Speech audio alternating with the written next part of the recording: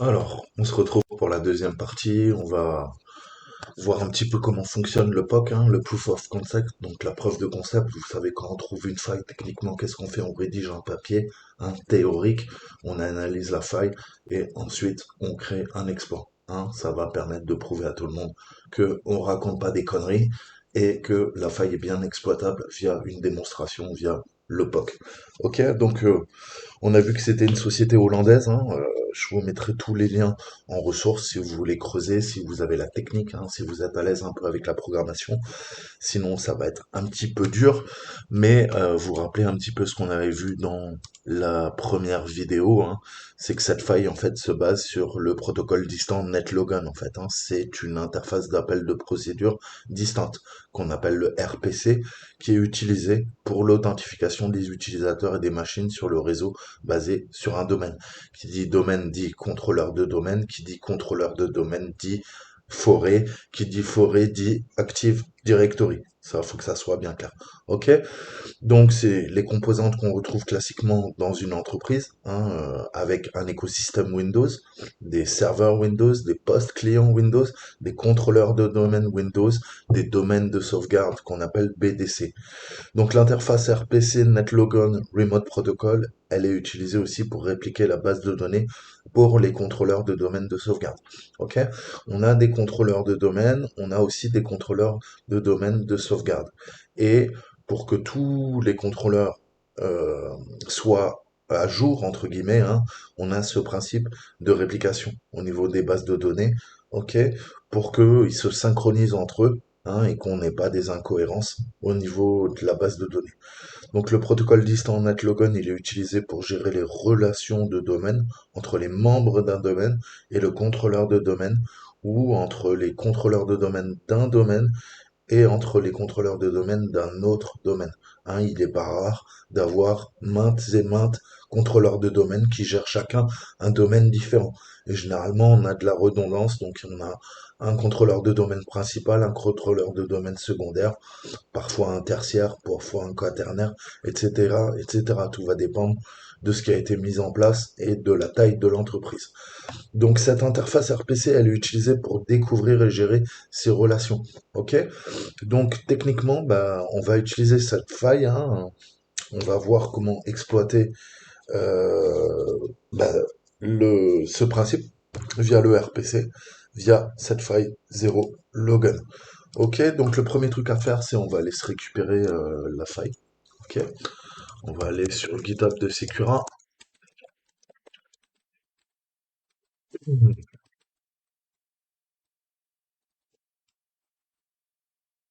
et on a la CVE, c'est celle-ci, c'est le test tool. Ok, donc qu'est-ce qu'ils nous disent? Ils nous disent que c'est un Python script qui utilise la librairie Packet pour tester la vulnérabilité de l'exploit 0 logon. Hein, c'est la CVE 2020 1472.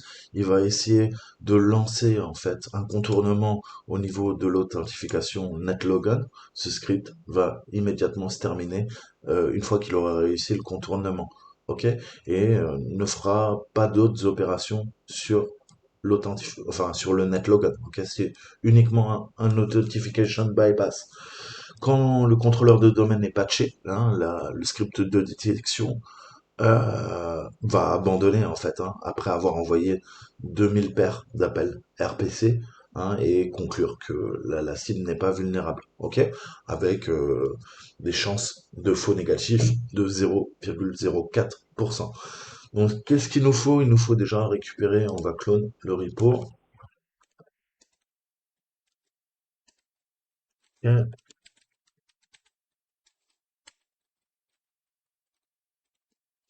ls, donc qui dit git clone dit git pull, hein. N'oubliez pas, vous pouvez mettre à jour les repos, hein. C'est le principe de Git. Je veux m'assurer qu'il est à jour, je vais faire un git pull. Ok?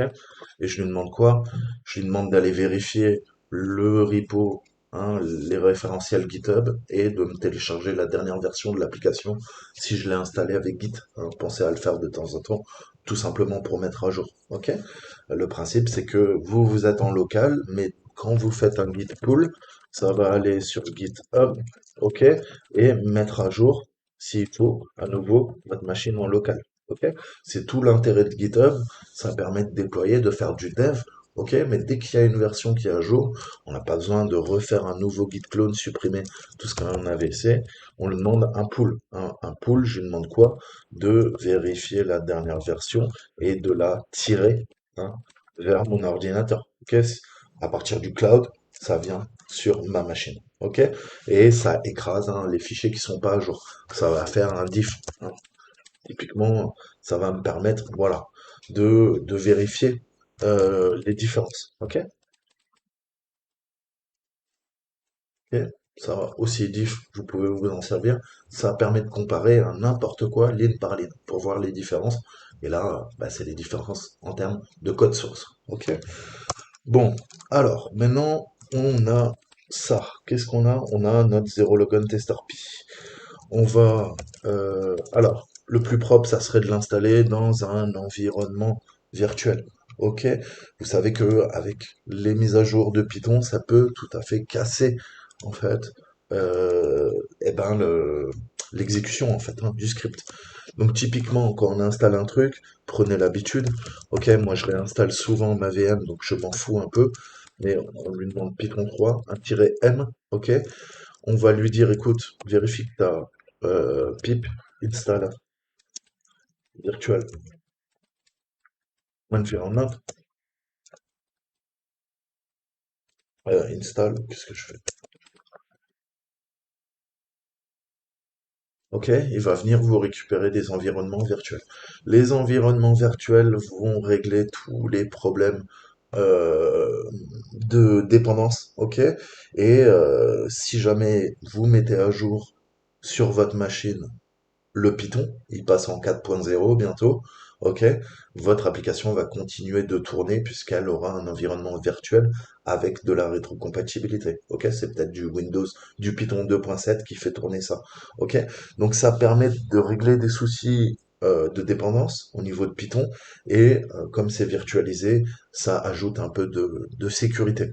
Ok, donc un exemple, après j'ai juste à mettre quoi, à taper Python 3, je vous montre la commande à prendre. Virtual, imaginons, alors ENV, hein, comme environnement, et là je vais l'appeler, je sais pas, CVE 2020, hein. Là je fais entrer, ok. Après, ça m'a créé un environnement virtuel qui s'appelle CVE 2020. Je lui dis source CVE 2020, ok. Bin, parce que ça sera situé dans bin, et je lui dis activate, ok. Activate, ok. Là, vous allez voir que ça va changer, hein. Vous allez être dans CVE, bin activate, enfin bref, dans l'environnement virtuel, il y aura écrit Python ENV. C'est pour bien vous montrer que maintenant vous êtes dans l'environnement virtualisé. Et à partir de là, maintenant, vous pouvez tout à fait faire votre pip, install, git, hein, plus le nom du repo, hein, tout coller, ok, et ça va venir installer directement à partir de GitHub dans votre environnement virtuel. Ok?